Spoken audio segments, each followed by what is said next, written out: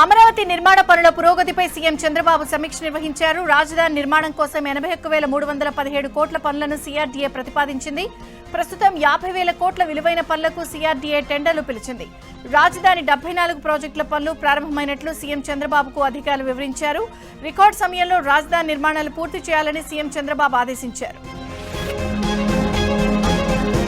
Polavaram project పనులను త్వరితగతిన పూర్తి చేయాలని మంత్రి నిమ్మల రామానాయుడు అధికారులను ఆదేశించారు. పోలవరం డయాఫ్రమ్ వాల్ మొత్తం పొడవు 1396 మీటర్లకు గాను 500 మీటర్ల నిర్మాణం పూర్తయిందని, ఇందులో 3 ట్రెంచ్ కట్టర్లు 3 గ్రాబర్లతో శరవేగంగా డయాఫ్రమ్ వాల్ నిర్మాణ పనులు జరుగుతున్నాయన్నారు. గత ప్రభుత్వం ముంచేసిన పోలవరం ప్రాజెక్టు పనులను గాడిలో పెట్టామన్నారు. స్వయంగా సీఎం విడుదల చేసిన షెడ్యూల్కు అనుగుణంగా పనులు చేపడుతున్నామన్నారు. వరద సమయంలో కూడా పనులకు ఆటంకం కాకుండా నిర్మాణం చేపడతామని, 2027 డిసెంబర్ నాటికి పోలవరం ప్రాజెక్టును అందుబాటులోకి తీసుకురావడమే తమ ప్రభుత్వ లక్ష్యమని మంత్రి నిమ్మల రామానాయుడు తెలిపారు. ఏపీలో ఆగస్టు 15 నుంచి ఉచిత బస్సు పథకం ప్రారంభం కానుందని హోంమంత్రి అనిత తెలిపారు. బస్సుల్లో సీసీ కెమెరాలు ఏర్పాటు చేయనున్నామన్నారు. మహిళా సాధికారతకు కూటమి ప్రభుత్వం కట్టుబడి ఉందన్నారు. అన్నదాత సుఖీభవ ద్వారా 20,000 రూపాయలు ఇస్తున్నామని తెలిపారు. కూటమి ప్రభుత్వం ధాన్యం కొనుగోలు చేసిన 24 గంటల్లోనే నగదు జమ చేస్తోందని తెలిపారు. ఏపీ సీఎం చంద్రబాబు అన్ని విధాల అభివృద్ధి చేస్తున్నారని ఎమ్మెల్యే కోటంరెడ్డి శ్రీధర్ రెడ్డి అన్నారు. నెల్లూరులోని సౌత్ మోపూర్లో చంద్రబాబుకు సంఘీభావంగా రైతులు ట్రాక్టర్లతో భారీ ర్యాలీ నిర్వహించారు.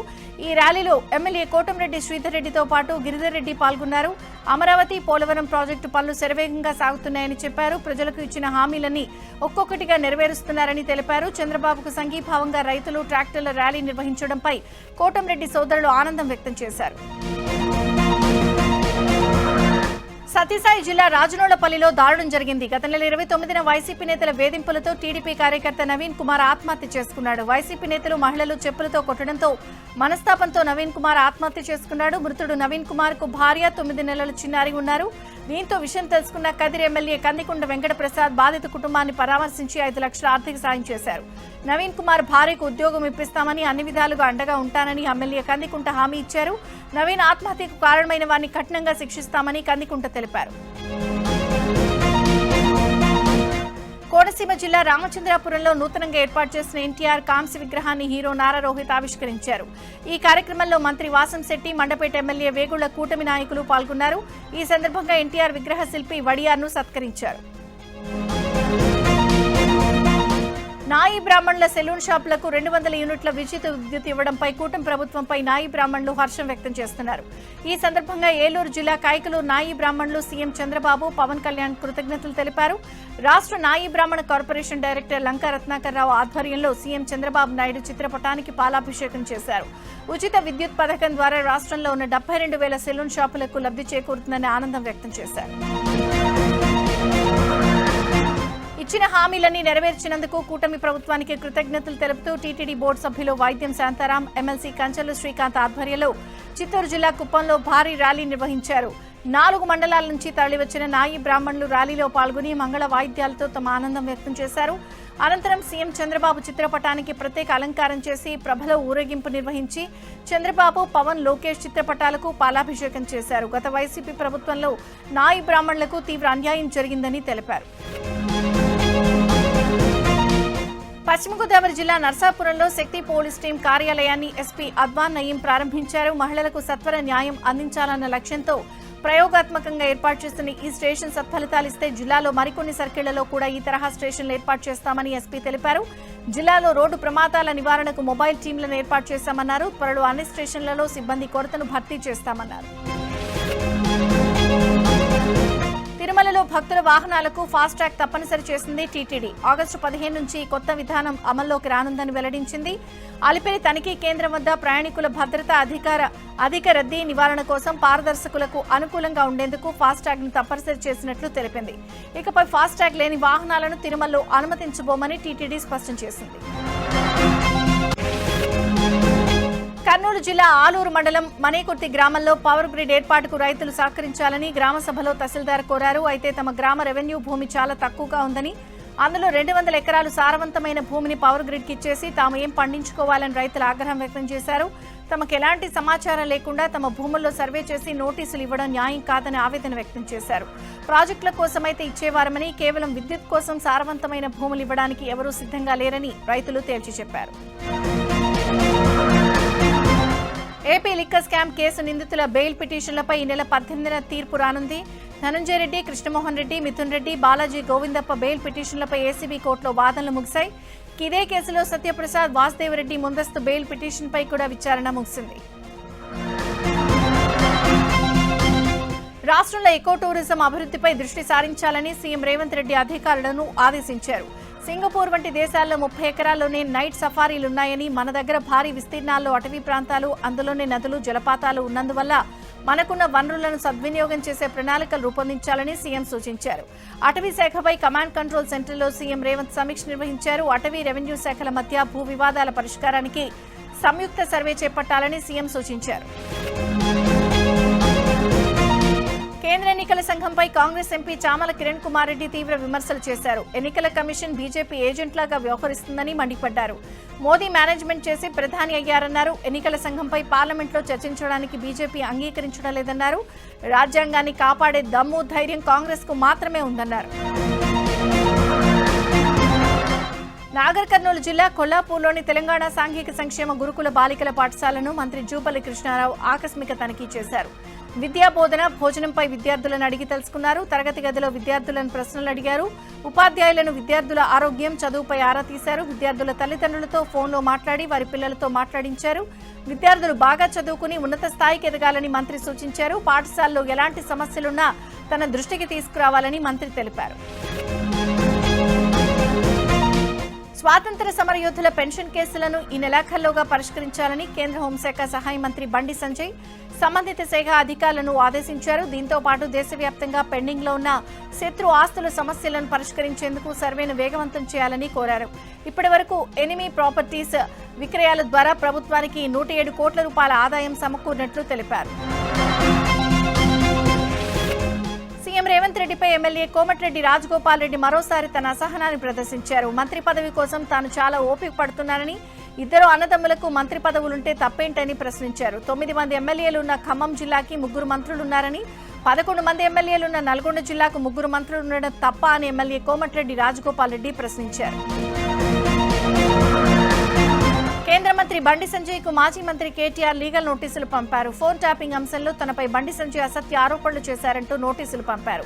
కేంద్ర మంత్రిగా ఉన్న బండి సంజయ్ బాధ్యతారాహితంగా మాట్లాడుతున్నారని, తనపై చేసిన ఆరోపణలపై బండి సంజయ్ క్షమాపణలు చెప్పాలని కేటీఆర్ డిమాండ్ చేశారు. బీజేపీలోని కొందరు స్వార్థపరులతో పార్టీ నాశనం అవుతోందంటూ గోషామహల్ ఎమ్మెల్యే రాజాసింగ్ సంచలన వ్యాఖ్యలు చేశారు. బీజేపీలో చేరేవారు ఆచితూచి అడుగులేయాలన్నారు. పార్టీలో చేరే ముందున్న ఉత్సాహం ఆ తర్వాత ఉండదన్నారు. పార్టీలో చేరిన వారికి ఎన్నికల్లో టికెట్ వస్తుందన్న గ్యారంటీ లేదని, కార్యకర్తల ఇష్టాయిష్టాలను బీజేపీ అధిష్టానం పట్టించుకోదని రాజాసింగ్ అన్నారు. రాజాసింగ్ వ్యాఖ్యలతో మరోసారి బీజేపీలో చర్చ మొదలైంది. 10 ఏళ్లలో గాడి తప్పిన పాలనను కాంగ్రెస్ ప్రభుత్వం ఏడాదిలోనే అనేక సంక్షేమ పథకాలు ప్రవేశపెడుతూ రాష్ట్రాన్ని అభివృద్ధి పదంలో నడిపిస్తుందని మెదక్ ఎమ్మెల్యే మైనంపల్లి రోహిత్ అన్నారు. మెదక్లోని పలు మండలాలకు సంబంధించిన 64 లక్షల సీఎంఆర్ఎఫ్ చెక్కులను లబ్ధిదారులకు పంపిణీ చేశారు. గత పాలకులు కనీసం రేషన్ కార్డులు కూడా అందించలేదని రోహిత్ విమర్శించారు. కాంగ్రెస్ అంటేనే బడుగు బలహీన వర్గాల అభ్యున్నతి కోసం పనిచేస్తుందని మైనంపల్లి చెప్పారు. జేఎన్టీయూహెచ్ జర్మనీలోని రోటలింగన్ యూనివర్సిటీకి చెందిన నాలెడ్జ్ ఫౌండేషన్తో చేసుకున్న ఒప్పందంపై అపోహలు తలెత్తిన నేపథ్యంలో వాటిని vice chancellor T Kishan Kumar Reddy నివృత్తి చేశారు. ఆ కోర్సుల్లో చేరే విద్యార్థులు ఎవరూ ఎటువంటి అపోహలు పెట్టుకోవాల్సిన అవసరం లేదని, వారికి జేఎన్టీయూహెచ్ భరోసానిస్తుందన్నారు. కోర్సు పూర్తయిన విద్యార్థులకు రోటలింగన్ యూనివర్సిటీ పేరుతోనే సర్టిఫికెట్లు ఇస్తామన్నారు. నాలెడ్జ్ ఫౌండేషన్ అనేది రోటలింగన్ యూనివర్సిటీలో భాగమన్నారు. అక్కడికి వెళ్లి అన్ని పరిశీలించిన తర్వాతే తాము ఒప్పందం చేసుకున్నామని కిషన్. కృష్ణా జిల్లా ఉయ్యూరు మండలం సాలుపురం గ్రామంలోని లక్ష్మీ నరసింహస్వామి దేవస్థానానికి చెందిన 8.70 ఎకరాల ఊర చెరువు భూమిని సాయిపురం గ్రామ పంచాయతీకి తిరిగి అప్పగిస్తూ జిల్లా కలెక్టర్ ఇచ్చిన ప్రొసీడింగ్స్ పై హైకోర్టు 4 వారాల పాటు స్టే విధించింది. ఈ వ్యవహారంపై పూర్తి వివరాలతో కౌంటర్ దాఖలు చేయాలని వాద్యంలో ప్రతివాదనలను ఆదేశిస్తూ విచారణను 3 వారాలకు వాయిదా వేసింది. ఈ మేరకు హైకోర్టు న్యాయమూర్తి జస్టిస్ నిమ్మగడ్డ వెంకటేశ్వర్లు మధ్యంతర ఉత్తర్వులు జారీ చేశారు. పల్నాడు జిల్లా చిలకలూరిపేట మున్సిపాలిటీ ఆధ్వర్యంలో నిర్వహించిన హర్ ఘర్ తిరంగా ర్యాలీలో ఎమ్మెల్యే పత్తిపాటి పుల్లారావు పాల్గొన్నారు. చంద్రబాబు ముందు చూపు కలిగిన నాయకుడని, రాష్ట్రాన్ని అభివృద్ధి పథంలో ముందుకు తీసుకెళ్తున్నారని, అందుకే దేశం యావత్తు ఆంధ్ర రాష్ట్రం వైపు చూస్తోందన్నారు. ఈ హర్ ఘర్ తిరంగా ర్యాలీ ద్వారా దేశ ఐక్యత నిరూపించవచ్చని పత్తిపాటి తెలిపారు. రైతు సంక్షేమానికి కూటమి ప్రభుత్వం మొదటి విడతగా ఒక్కో రైతుకు 7,000 ఆర్థిక సాయం విడుదల చేసిన సందర్భంగా తణుకు ఎమ్మెల్యే అరిమెల్లి రాధాకృష్ణ ఆధ్వర్యంలో వందలాది మంది రైతులు 150 ట్రాక్టర్లతో భారీ ర్యాలీ నిర్వహించారు. రైతుల సంక్షేమం కోసం కూటమి ప్రభుత్వం అంకిత భావంతో పనిచేస్తోందని ఎమ్మెల్యే తెలిపారు. సూపర్ 6 లో ఇచ్చిన హామీల్లో 80% హామీలో ఏడాది కాలంలోనే అమలు చేశారని తెలిపారు. రాష్ట్ర అభివృద్ధికి సీఎం చంద్రబాబు, పవన్ కళ్యాణ్, లోకేష్ ఎంతో కృషి చేస్తున్నారని అన్నారు. కర్నూలు జిల్లా కౌతాళం మండలంలోని 8 గ్రామాల రైతులు రోడ్డుపై బైఠాయించారు. ఖరీఫ్ సీజన్ స్టార్ట్ అయి 2 నెలలు గడిచినా తమకు ఎరువులు అందడం లేదని ఆవేదన వ్యక్తం చేస్తున్నారు. ఎరువుల కోసం ప్రతిరోజు వ్యవసాయ కార్యాలయం ముందు గంటల తరబడి నిలబడాల్సి వస్తుందని, ఎరువుల గురించి అడిగితే మండల వ్యవసాయ అధికారి నిర్లక్ష్యంగా సమాధానం చెబుతున్నారని ఆరోపిస్తున్నారు. ఎరువులు ఇచ్చేంత వరకు రోడ్డుపై నుంచి కదిలేది లేదని భీష్మించి కూర్చున్నారు. ఈ క్రమంలో వ్యవసాయ అధికారులకు రైతులకు వాగ్వివాదం జరిగింది.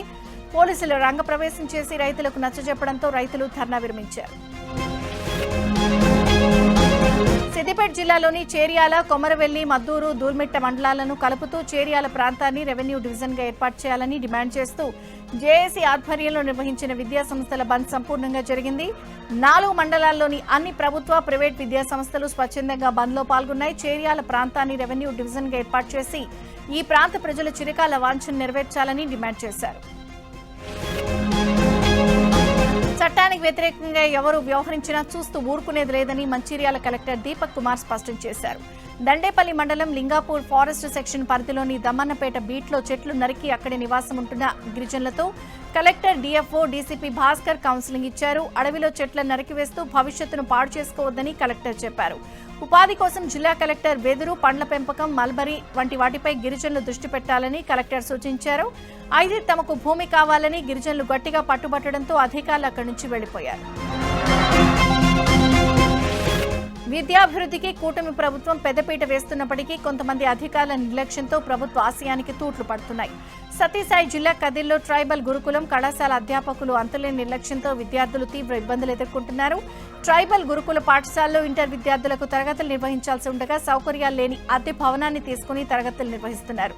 కదిరి ఎమ్మెల్యే కందికుంట వెంకట ప్రసాద్ అద్దె భవనంలో నిర్వహిస్తున్న తరగతులను ఆకస్మికంగా తనిఖీ చేశారు. అధ్యాపకుల వ్యవహార శైలిపై ఎమ్మెల్యే ఆగ్రహం వ్యక్తం చేశారు. ప్రిన్సిపల్ అందుబాటులో లేకపోవడంతో ఫోన్ చేసి తీవ్ర స్థాయిలో మండిపడ్డారు.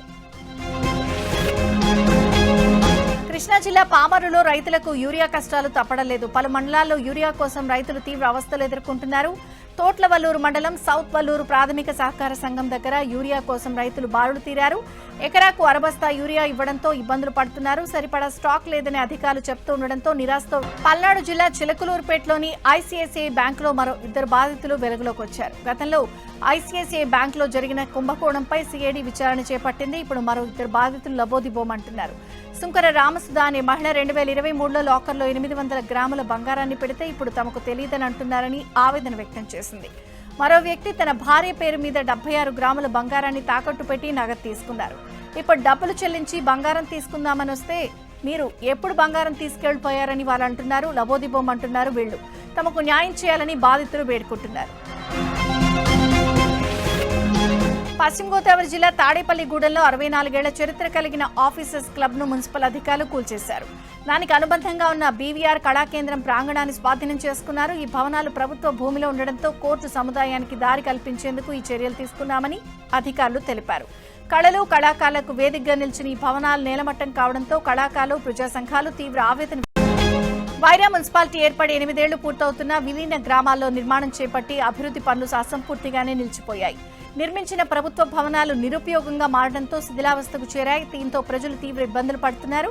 మున్సిపాలిటీ విలీన గ్రామాల్లో అభివృద్ధి పనులు కాంట్రాక్టర్ల నిర్లక్ష్యం కారణంగా నిలిచిపోయాయని మున్సిపల్ కమిషనర్ వేణు తెలిపారు. పనులు వేగవంతం చేసి పూర్తి చేస్తామన్నారు. వైరా మున్సిపాలిటీని 100 కోట్లతో అభివృద్ధి చేసేందుకు ప్రణాళిక చేపట్టామని తెలిపారు. ప్రధాన పంటలకు అంతర్ పంటగా కలిమికాయల సాగుతో అధిక లాభాలు సాధించవచ్చని, అలాగే ముళ్ళకంచి మాదిరిగా సాగు చేసే పంటలకు రక్షణ కవచంగా ఉంటుందని మల్యాల జేవీఆర్ ఉద్యానవన పరిశోధన శాస్త్రవేత్త నాగరాజు రైతులకు సూచించారు. మహబూబాబాద్ జిల్లాలోని కృషి విజ్ఞాన కేంద్రం జేవీఆర్ ఉద్యాన పరిశోధన కేంద్రంలో కలిమికాయల మొక్కలు అందుబాటులో ఉన్నాయని, ఈ మొక్కలను రైతులు సద్వినియోగం చేసుకోవాలని సూచించారు. దీంతో పంటలను సాగు చేసి అధిక దిగుబడులు సాధించవచ్చని చెప్పారు. ఈ కలిమికాయలకు హైదరాబాద్, విజయవాడ ప్రాంతాల్లో అధిక డిమాండ్ ఉంటుందన్నారు. కరీంనగర్ జిల్లా హుజూరాబాద్ ఆర్టీసీ బస్ డ్రైవర్లు ఓవర్టేక్ సీన్ సోషల్ మీడియాలో వైరల్ అవుతోంది. రాఖీ పౌర్ణమి రద్దీని పురస్కరించుకుని ఆర్టీసీ అధికారులు జమ్మికుంటకు బస్సులు ఎక్కువ నడిపారు. అయితే డ్రైవర్లు అత్యుత్సాహంతో ఒకరికొకరు పోటీ పడుతూ ఒకే లైన్లో 3 బస్సులు పక్కపక్కనే వెళ్తూ ఇతర వాహనాలకు దారివ్వకుండా డ్రైవింగ్ చేశారు. ఈ దృశ్యాన్ని వెనుక కారులో ఉన్న ఓ వ్యక్తి వీడియో తీసి సోషల్ మీడియాలో పోస్ట్ చేశాడు. దీనిపై ఆర్టీసీ హుజూరాబాద్ డీఎంను వివరణ కోరగా అత్యుత్సాహం ప్రదర్శించిన డ్రైవర్లకు కౌన్సిలింగ్ ఇచ్చామని తెలిపారు. టీటీడీకి ఓ భక్తుడు భారీగా విరాళం ఇచ్చాడు. హైదరాబాద్ కు చెందిన కొడాలి శ్రీకాంత్ టీటీడీలోని వివిధ ట్రస్టులకు ₹1,10,00,000 విరాళంగా ఇచ్చాడు. టీటీడీ అదనపు ఈవో వెంకయ్య చౌదరి దాత శ్రీకాంత్ ను సత్కరించి స్వామివారి తీర్థ ప్రసాదాలు అందజేశారు. భారీ వర్షాలకు సత్యసాయి జిల్లా మడకసిర్లో ఓ ఇంటి పైకప్పు కూలింది. 2 రోజులుగా కురుస్తున్న వర్షాలకు ఎస్సీ కాలనీకి చెందిన ఓ మహిళ కుటుంబ సభ్యులతో కలిసి ఇంట్లో నిద్రిస్తూ ఉండగా ఒక్కసారిగా ఇంటి పైకప్పు కూలిపోయింది. కూలిన చోట ఎవరూ లేకపోవడంతో ప్రాణాపాయం తప్పింది. ప్రభుత్వం స్పందించి తమ కుటుంబాన్ని ఆదుకోవాలని బాధితురాలు కన్నీరు మున్నీరుగా విలపించింది. వికారాబాద్ జిల్లా పరిగిలో ఓ భారీ వృక్షం నేలకొరిగింది. ఎడతెరిపి లేకుండా కురుస్తున్న వర్షాలకు మర్రి చెట్టు వేర్లు మెత్తబడి ఒక్కసారిగా పడిపోయింది. పక్కనే ఉన్న టిఫిన్ సెంటర్ ఓ ఇంటి పైకి చెట్టు కొమ్మలు ఒరిగాయి. అయితే నేల కొరిగిన సమయంలో షాపులో ఎవరు లేకపోవడంతో పెను ప్రమాదం తప్పింది. అయితే ఈ మర్రి చెట్టు దాదాపు 150 ఏళ్ల నాటిదని స్థానికులు చెబుతున్నారు. సృష్టి కేసులో సంచలన విషయాలు వెలుగులోకి వస్తున్నాయి. ఏపీ, తెలంగాణతో పాటు మరో 8 రాష్ట్రాల్లో సృష్టి నెట్వర్క్ ఉన్నట్లుగా తెలుస్తోంది. ఈ విషయంలో అనేక మంది పాత్ర ఉండడంతో నిజానిజాలను నిగ్గుతేల్చేందుకు కేసును సీసీఎస్ ఆధ్వర్యంలోని సిట్ కు బదిలీ చేశారు. కేసు వివరాలను నార్త్ జోన్ డీసీపీ రష్మీ పెరుమాళ్ వివరించారు. చాలా ఏళ్లుగా ఈ తతంగం నడుస్తోందని రష్మీ పెరుమాళ్ తెలిపారు. ఇందులో చాలా మంది మహిళలున్నారని, ఇప్పటి వరకు 25 మందిని అరెస్ట్ చేసినట్లు చెప్పారు. నగదు రూపంలో లంచం తీసుకుంటే దొరికిపోతామనుకుని ఫోన్ పే ద్వారా లంచం తీసుకుంటున్న ఓ అవినీతి అధికారిని ఏసీబీ అధికారులు బలపని పట్టుకున్నారు. పెద్దపల్లి జిల్లా కేంద్రం తహసీల్దార్ కార్యాలయంలో ఏసీబీ అధికారులు దాడి చేసి లంచం తీసుకున్న సర్వేయర్ సునీల్ ను రెడ్ హ్యాండెడ్ గా పట్టుకున్నారు. బాధితుడు తన భూమి సర్వే కోసం 8 నెలల క్రితం సర్వే అర్జీ పెట్టుకున్నాడు. సర్వే రిపోర్ట్ కోసం 20,000 డిమాండ్ చేయగా 10,000 ఫోన్ పే ద్వారా చెల్లించాడు. అయినా సర్వే చేయకపోవడంతో బాధితులు ఏసీబీ అధికారులను ఆశ్రయించాడు. సర్వేయర్ను పట్టుకున్న ఏసీబీ అధికారులు అతన్ని రిమాండ్కు తరలించారు. మంచిర్యాల జిల్లాలో ఏసీబీ దాడులు అవినీతి అధికారుల గుండెల్లో దడపుట్టిస్తున్నాయి. వైద్య ఆరోగ్య శాఖలో కోటపల్లి మండలం ఇన్ఛార్జిగా విధులు నిర్వహిస్తున్న గడియారం శ్రీనివాస్ ఓ రిటైర్డ్ ఉద్యోగికి సంబంధించిన 2 డిఏల నిధులు విడుదల కోసం ₹6,000 లంచం డిమాండ్ చేశాడు. దాంతో బాధితుడు ఏసీబీ అధికారులను ఆశ్రయించాడు. గడియారం శ్రీనివాస్ లంచం తీసుకుంటూ ఉండగా పట్టుకున్నామని ఏసీబీ డీఎస్పీ మధు తెలిపారు. అనంతపురం జిల్లా ఆత్మకూరులో మావోయిస్టుల డంప్ ను పోలీసులు స్వాధీనం చేసుకున్నారు. వేపచెర్ల గ్రామ సమీపంలో మావోయిస్టు కదలికలు జరుగుతున్నాయని ఓ రైతు ఇచ్చిన సమాచారంతో పోలీసులు తనిఖీలు చేపట్టారు. గ్రామం వద్ద అటవీ ప్రాంతంలో భారీగా డిటోనేటర్లు, తుపాకీ బుల్లెట్లు, ఐరన్ బాల్స్ పట్టుబడ్డాయి. అయితే ఇవి కొన్నేళ్ల క్రితమే మావోయిస్టులు పాతిపెట్టి ఉండొచ్చని పోలీసులు అనుమానిస్తున్నారు.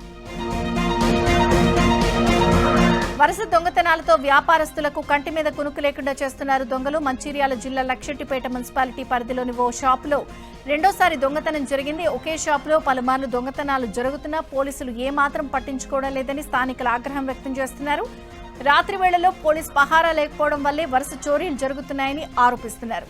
ఇలాంటి ఘటనలు పునరావృతం కాకుండా పోలీసు ఉన్నతాధికారులు చర్యలు తీసుకోవాలని వ్యాపారులు కోరుతున్నారు. బాపట్ల జిల్లా చీరాలో రోడ్డు ప్రమాదం జరిగింది. బైపాస్ రోడ్డు వద్ద ఇనుప కడ్డీల లోడ్తో వెళ్తున్న ఓ టర్బో లారీ అదుపు తప్పి బోల్తా పడింది. లారీలో చిక్కుకున్న డ్రైవర్, క్లీనర్లను పోలీసులు సురక్షితంగా బయటకు తీశారు. కోల్కతా నుంచి చెన్నైకు వెళ్తూ ఉండగా ఈ ప్రమాదం జరిగింది. డ్రైవర్ నిద్రమత్తులో ఉండడమే ప్రమాదానికి కారణమని తెలుస్తోంది. యాదాద్రి జిల్లా పెదకందుకూరులోని ప్రీమియస్ ఎక్స్ప్లోజివ్స్ కంపెనీలో ప్రమాదం జరిగింది.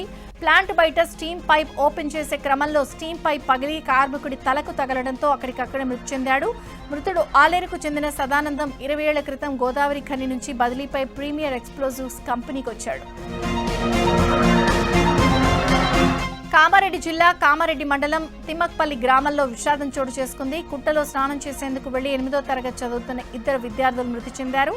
మృతులు రామ్, లక్ష్మణ్ అన్నదమ్ములుగా గుర్తించారు. స్థానికులు పోలీసులు సంఘటనా స్థలానికి చేరుకుని మృతదేహాల కోసం గాలించి వెలికి తీశారు. ఈ ఘటనపై పోలీసులు కేసు నమోదు చేసి దర్యాప్తు చేస్తున్నారు. జమ్మూ కశ్మీర్ దోడాలో హర్ ఘర్ తిరంగా ర్యాలీ ఘనంగా జరిగింది. 1508 మీటర్ల అతిపెద్ద జాతీయ జెండాతో దోడావాసులు భారీ ర్యాలీ నిర్వహించారు. భారత్ మాతాకి జై అని జేజేలు కొడుతూ వెల్కమ్ గేట్ నుంచి దోడా కమ్యూనిటీ హాల్ వరకు ర్యాలీ చేశారు. ఐఏఎస్ హర్వీందర్ సింగ్ తో పాటు పలువురు అధికారులు, విద్యార్థులు ఈ ర్యాలీలో పాల్గొన్నారు. దేశానికి సేవ చేసేందుకు యువత ముందుకు రావాలని హర్వీందర్ సింగ్ పిలుపునిచ్చారు. జస్టిస్ యశ్వంత్ వర్మపై అభిశంసనకు 146 మంది ఎంపీలు సంతకం చేసిన తీర్మానాన్ని లోక్సభ స్పీకర్ ఓం బిర్లా ఆమోదించారు. జస్టిస్ యశ్వంత్ వర్మపై వచ్చిన ఆరోపణలను విచారించడానికి స్పీకర్ ఓం బిర్లా 3 సభ్యుల ప్యానెల్ను ప్రకటించారు. ప్యానెల్లో సుప్రీంకోర్టు న్యాయమూర్తి justice Arvind Kumar, Madras high court CJ justice Maninder Mohan, senior న్యాయవాది బివి ఆచార్య ఉన్నట్టు స్పీకర్ ప్రకటించారు. కేంద్ర కేబినెట్ సమావేశంలో కీలక నిర్ణయాలు తీసుకున్నారు. దేశంలో 4 సెమీ కండక్టర్ల యూనిట్ల ఏర్పాటుకు కేంద్ర కేబినెట్ ఆమోదం తెలిపింది. 4600 కోట్లతో ఆంధ్రప్రదేశ్, ఒడిశా, పంజాబ్లో యూనిట్లు ఏర్పాటు చేయనున్నట్లు కేంద్ర మంత్రి అశ్విని వైష్ణవ్ తెలిపారు. లక్నోలో మెట్రో నిర్మాణానికి కేంద్ర మంత్రివర్గం గ్రీన్ సిగ్నల్ ఇచ్చిందన్నారు. పార్లమెంట్ ఆవరణలో ఇండియా కూటమి ఎంపీలు నిరసన చేపట్టారు. గత లోక్సభ ఎన్నికల్లో ఓట్ల చోరీ జరిగిందంటూ ఆరోపించారు. ఓటు ప్రతి ఒక్కరి హక్కు అంటూ ఎంపీలు నినాదాలు చేశారు. అటు బీహార్లో ఓటర్ల జాబితా సవరణపై ఎంపీలు మండిపడ్డారు. ఓటరు జాబితాలో 124 సంవత్సరాల వయసు గల ఓటరుగా నమోదైన మింటాదేవి పేరున్న టీషర్ట్లను ధరించారు. టీషర్ట్ వెనుక భాగంపై 124 నాట్అవుట్ అంటూ ముద్రించారు. ఈ నిరసనలో కాంగ్రెస్ అధ్యక్షుడు ఖర్గే, అగ్రనేతలు సోనియా, ప్రియాంక సహా ఇతర ఎంపీలు పాల్గొన్నారు. ఢిల్లీలో కేంద్ర ఎన్నికల సంఘం కార్యాలయాన్ని ముట్టడించేందుకు యూత్ కాంగ్రెస్ నేతలు యత్నించారు. పెద్ద ఎత్తున కాంగ్రెస్ కార్యకర్తలు తరలి రావడంతో పోలీసులు అడ్డుకున్నారు. ఓట్ల చోరీపై రాహుల్ గాంధీ ఆధారాలతో సహా నిరూపించారన్నారు. కానీ ఎన్నికల సంఘం మాత్రం బీజేపీకి అనుకూలంగా వ్యవహరిస్తోందని ఆరోపిస్తున్నారు. ఇప్పటికైనా ఎన్నికల సంఘం నిష్పక్షపాతంగా వ్యవహరించాలని యూత్ కాంగ్రెస్ నేతలు నినాదాలు చేశారు. వర్షాకాల సమావేశాల సందర్భంగా పార్లమెంట్ ఆవరణలో ఓ ఆసక్తికర సన్నివేశం జరిగింది. ఎన్డీఏ కూటమికి చెందిన పలువురు మహిళా ఎంపీలు స్పీకర్ ఓం బిర్లాతో ఫోటోలు దిగారు. పురంధేశ్వరి, సుధాకృష్ణమూర్తి సహా పలువురు ఎంపీలు పార్లమెంట్ ఆవరణలో మాట్లాడుకుంటూ ఉండగా స్పీకర్ ఓం బిర్లా అటుగా వచ్చారు. అది చూసిన మహిళా ఎంపీలు స్పీకర్ ఓం బిర్లాను ఫోటో దిగుదామంటూ రిక్వెస్ట్ చేశారు. దీనికి అంగీకరించిన ఓం బిర్లా మహిళా ఎంపీలతో ఫోటో దిగారు. ఈ దృశ్యాలు ఇప్పుడు సోషల్ మీడియాలో వైరల్గా మారాయి. రాజ్యసభ ఎంపీ జయ బచ్చన్ మరోసారి సహనం కోల్పోయారు. సెల్ఫీ దిగేందుకు యత్నించిన వ్యక్తిపై ఆగ్రహం వ్యక్తం చేస్తూ పక్కకు తోశారు. ఏం చేస్తున్నావు నువ్వు, ఏంటిది అంటూ అభిమానిపై చిందులు తొక్కారు. ఢిల్లీలోని కాన్స్టిట్యూషన్ క్లబ్ లో ఈ ఘటన చోటు చేసుకుంది. ఇందుకు సంబంధించిన వీడియో ప్రస్తుతం సోషల్ మీడియాలో వైరల్ గా మారడంతో దీనిపై నెటిజన్లు రకరకాలుగా స్పందిస్తున్నారు. రష్యా నుంచి చమురు కొనుగోలు చేస్తుందన్న కారణంగా భారత్పై సుంకాలతో విరుచుకుపడుతోన్న అమెరికా అధ్యక్షుడు ట్రంప్ చైనా విషయంలో మాత్రం పక్షపాత ధోరణితో వ్యవహరిస్తున్నారు. చైనాతో వాణిజ్య ఒప్పందానికి తొలుత విధించిన 90 రోజుల గడువు నేటితో ముగియనున్న నేపథ్యంలో ట్రంప్ కీలక నిర్ణయం తీసుకున్నారు. వాణిజ్య ఒప్పందానికి మరో 90 రోజుల విరామం ప్రకటించారు. ఇందుకు సంబంధించిన ఎగ్జిక్యూటివ్ ఆర్డర్